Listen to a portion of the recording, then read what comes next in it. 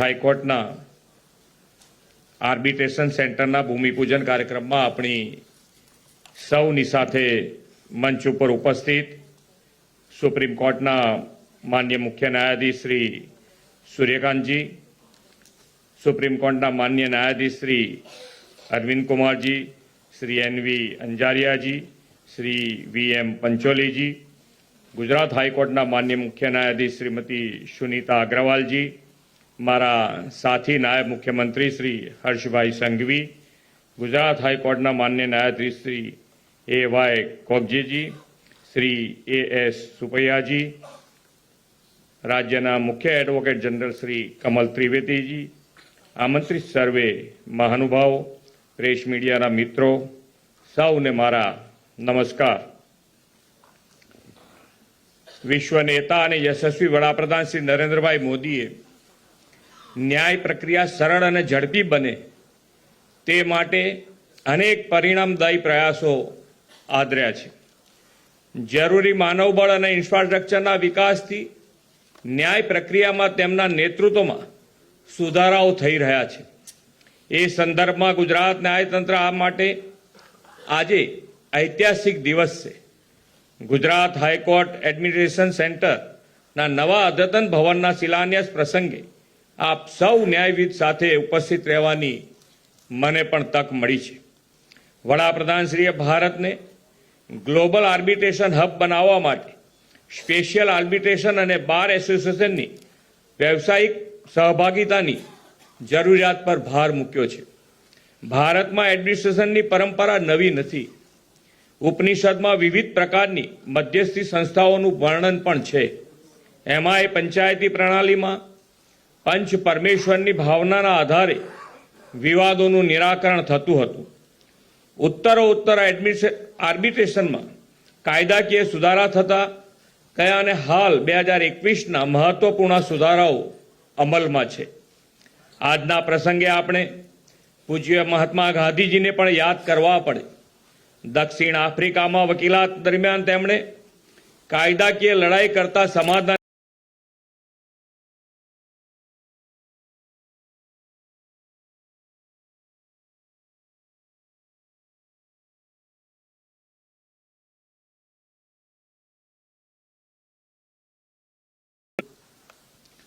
આદરણીય વડાપ્રધાનશ્રીના દિશાદર્શનમાં આપણે બંધારણ અંગીકરણના 75 વર્ષ ઉજવ્યા છે. લોકતંત્રનું સાચું બળ મજબૂત અને પારદર્શક ન્યાયતંત્રમાં છે અને બંધારણ આપણને કાયદા સમક્ષ સમાનતા અને ન્યાય મેળવવાનો અધિકાર આપે છે. દેશના દરેક નાગરિકને સામાજિક, આર્થિક અને રાજકીય ન્યાય અપાવવાનો સંકલ્પ બંધારણમાં છે. ન્યાયી પ્રક્રિયા માત્ર કોર્ટ રૂમમાં ચાલતી કાર્યવાહી નથી, પરંતુ તે નાગરિકોના અધિકારોની રક્ષા કરતું, પારદર્શિતા અને જવાબદારી સુનિશ્ચિત કરતું એક જીવંત તંત્ર છે. સામાન્ય નાગરિકને ઝડપી અને સગવડભર્યા ન્યાય મળે તે માટે સૌ માટે ન્યાય, સમયસર ન્યાય એવા સ્પષ્ટ અભિગમ સાથે ગુજરાતમાં ઈ-કોર્ટ, ડિજિટલ કેસ મેનેજમેન્ટ અને વર્ચ્યુઅલ હિયરિંગ જેવી વ્યવસ્થાઓને પ્રોત્સાહિત કરી છે.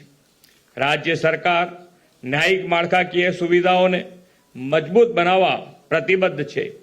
નવી કોર્ટ ઇમારતો, ટેકનોલોજી આધારિત સુવિધાઓ જેવી ફેસિલિટીઝ વધારતા જઈ રહ્યા છે. આ વર્ષે બજેટમાં પણ આ વિભાગ માટે 2700 કરોડ રૂપિયાની રકમની જોગવાઈ કરી છે. અહીં નવા બનનાર state of the art arbitration સેન્ટરના શિલાન્યાસની સાથે સાથે લોગો અને નવી વેબસાઇટ પણ લોન્ચિંગથી આ આર્બિટ્રેશન સેન્ટરની નવી ઓળખ ઊભી થશે. ગુજરાત વેપાર, ઉદ્યોગ અને વૈશ્વિક રોકાણનું અગ્રીમ રાજ્ય છે. વેપાર અને ઔદ્યોગિક પ્રવૃત્તિઓ વધે તેમ વિવાદ પણ ઊભા થતા હોય છે. પરંપરાગત અદાલતી પ્રક્રિયાઓમાં સૌને ન્યાય અપાવવામાં લાંબો સમય જતો હોય, તેથી ઝડપી અને કાર્યક્ષમ વિવાદ નિવારણ માટે વૈકલ્પિક વ્યવસ્થા અનિવાર્ય બની છે. આર્બિટ્રેશન અને મીડિયેશન જેવી પદ્ધતિઓ ઇઝ ઓફ ડુઇંગ બિઝનેસને મજબૂત આધાર પૂરો પાડે છે. આ state of the art arbitration સેન્ટરથી મધ્યસ્થી પ્રક્રિયાઓને નિષ્પક્ષ, પારદર્શક અને સરળ બનાવવાનો આપણો સંકલ્પ છે. અહીં નિર્માણ થનારી આ નવી ઇમારતની વિશ્વસ્તરીય સુવિધાઓથી વકીલો, મધ્યસ્થીકારો અને પક્ષકારોની કાર્યક્ષમતા વધશે. વડાપ્રધાનશ્રીના 2047ના ભારતને વિકસિત રાષ્ટ્ર બનાવવાના સંકલ્પ માટે મજબૂત અને સ્વતંત્ર ન્યાયપાલિકા અનિવાર્ય અંગ છે. Institutional arbitration at a crossroad, challenges and the way forward theme સાથે આજે શરૂ થઈ રહેલી 2 દિવસીય કોન્ફરન્સ પણ તેમાં દિશાદર્શક બનશે. આ કોન્ફરન્સને સફળતાની શુભેચ્છાઓ પાઠવીને વિરમું છું. ભારત માતા કી જય. વંદે.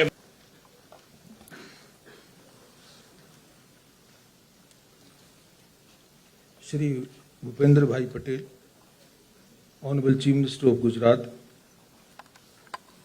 my esteemed colleagues from the Supreme Court of India, Justice Arvind Kumar, Justice Nilay Vipin Chandra Anjaria, Justice Vipul Pancholi, my sister Justice Sunita Agarwal, Honorable Chief Justice of Gujarat High Court, Shri Harsh Sanghvi, Honorable Deputy Chief Minister of Gujarat,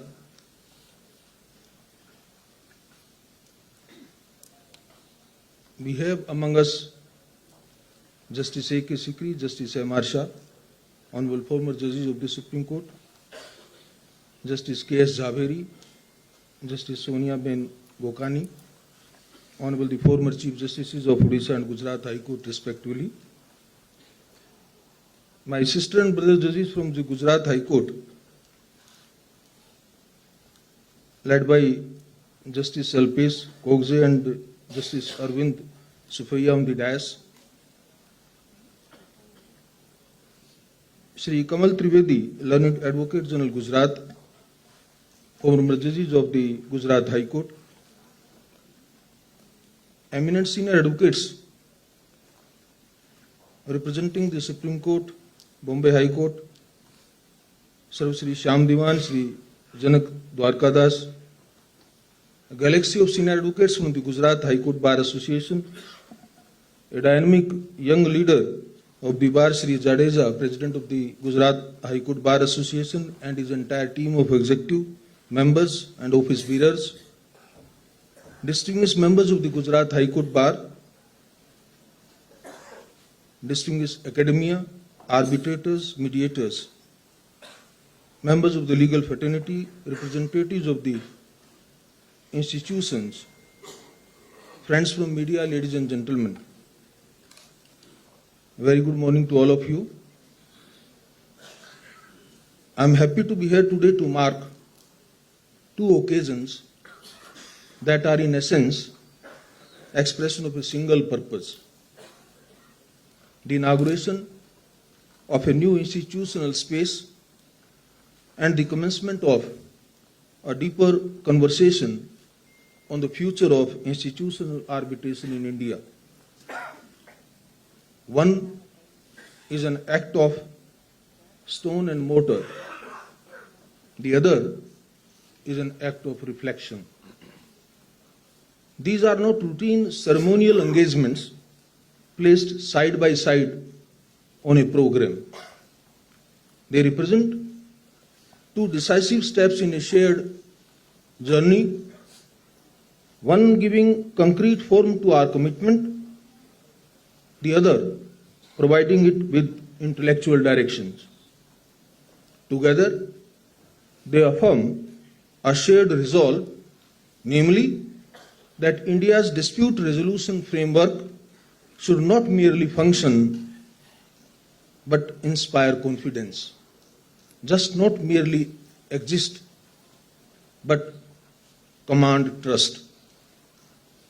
Shortly before this event, here only, we laid the foundation stone of a new state-of-the-art building of the Gujarat High Court Arbitration Center, and I want to pause and spend a moment on what it truly signifies. It would be easy to treat the construction of a building as a merely administrative matter, a question of roof and rooftops along with rooms. But physical spaces speak before words are exchanged. They communicate to every party who walks through the door whether they will be taken seriously, whether the process they are entering is credible, and whether the institution standing behind that process is worthy of their trust. Allow me therefore to begin by reflecting on what we inaugurate today in its tangible form and what it signifies beyond it. Ladies and gentlemen, institutional trust is not only shaped by principles but by tangible realities also. I have long held the view that spaces influence conduct. When parties enter an arbitration facility that is ordered, professional, and purpose-built, the proceedings acquire a distinct seriousness. When arbitrators preside in an environment that affirms the dignity of the process, it fosters a heightened sense of responsibility. Infrastructure, therefore, is not merely an amenity, it is an institutional signal. And today, the Gujarat High Court Arbitration Centre sends that signal with clarity and conviction. When a party, whether a small domestic enterprise or a sophisticated international investor, steps into a carefully conceived arbitration facility, they encounter something that a converted conference room or a borrowed courtroom cannot provide: the unmistakable signal that their dispute matters. Dedicated hearing halls, mediation facilities, digital infrastructure, spaces designed to protect confidentiality, these are all not luxuries. They are the physical expressions of institutional seriousness. And as you have seen in the video, I am quite happy to note that the proposed arbitration center addresses all these issues. I believe that a modern arbitration center reflects predictability, organization, and seriousness of purpose. It communicates that proceedings will be conducted with care, neutrality, and procedural rigor. In commercial matters, where time is capital and certainty is currency, such signals matter deeply. By creating a dedicated and well-equipped arbitration complex, the Gujarat High Court Arbitration Centre reinforces the idea that institutional arbitration in India is prepared to meet global standards. Today also marks the launch of the redesigned Gujarat High Court Arbitration Centre website. In the contemporary landscape, digital infrastructure is no longer supplementary to institutional arbitration. It has become foundational to its effectiveness and credibility. Secure online filing, the ability to conduct virtual hearings, and real-time access to information enable arbitration to remain accessible, efficient, and responsive regardless of geographical barriers. Alongside this, the release of the Gujarat High Court Arbitration Centre newsletter represents a thoughtful step towards strengthening awareness of institutional arbitration and other alternative dispute resolution mechanisms. The sharing of knowledge and best practices is not peripheral to institutional building, it lies at its very core. These developments are not ends in themselves. They are part of a larger institutional journey. It is therefore fitting that we now turn to the theme of the conference that begins today, namely the institutional arbitration at the crossroads, challenges, and the way forward. The phrase is deliberately candid, inviting both candor and intellectual honesty. We are indeed at the crossroads, and we must speak with clarity about what each path holds. We have assembled here to examine with clear eyes where institutional arbitration in India stands today and what it must become in the years ahead.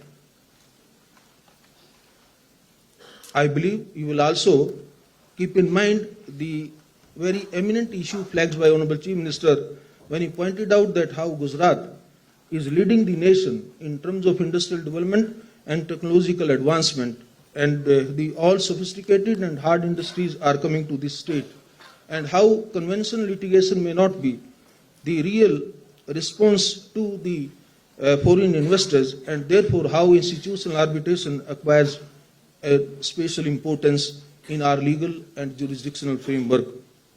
I therefore must acknowledge that India's arbitration framework has by now matured considerably. Legislative reforms to the Arbitration Act have emphasized minimum judicial intervention, time-bound proceedings, and neutrality in appointments. Parallelly, judicial pronouncements have reinforced party autonomy and clarified doctrinal uncertainties. Yet, this progress does not eliminate challenges. Institutional arbitration in India still occupies a space smaller than it ought to be. A substantial volumes of disputes continues to proceed through ad hoc mechanisms. Our institutional arbitration disputes have their preferred destinations outside India.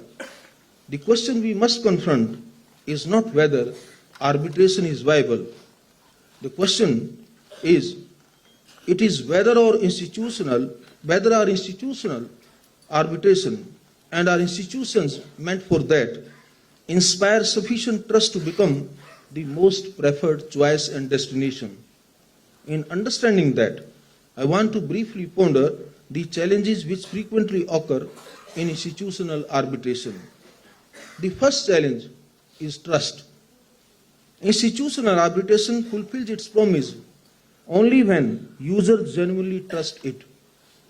Trust in the neutrality of arbitrator appointments, trust in procedural integrity, trust in the enforcement of awards. That trust is not built by rules on paper.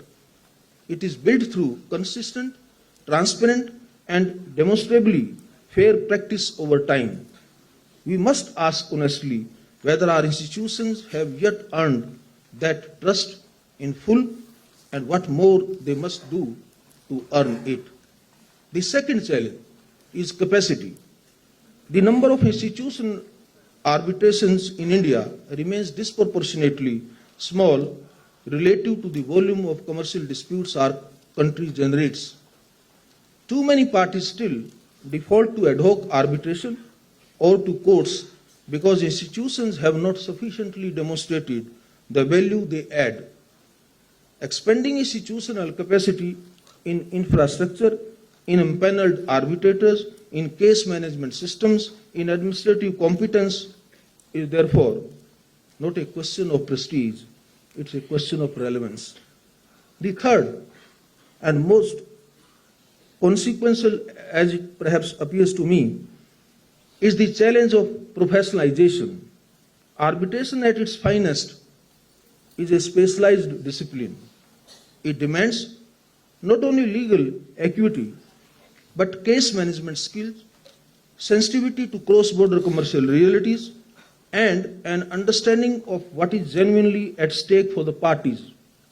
India must invest seriously in training arbitrators and in developing a coherent pipeline of qualified arbitral professionals. Without that investment, growth in the number of institutions will outpace growth in the quality of the process, and the gap between form and substance will only widen. The way forward, in my opinion, lies in institutional honesty.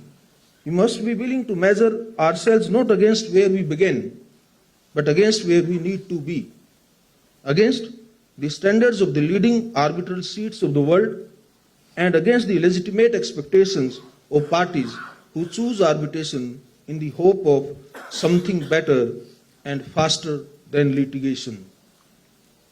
As I look at the ground we have consecrated today, I am reminded that every institution we now respect, every court that commands genuine confidence, was once no more than a vision led by people willing to act on it. What separated vision from institution was not resources alone, it was resolve. The sustained, unglamorous resolve to keep building when the work was slow and the results were uncertain. Today's foundation stone carries that resolve. So does this conference.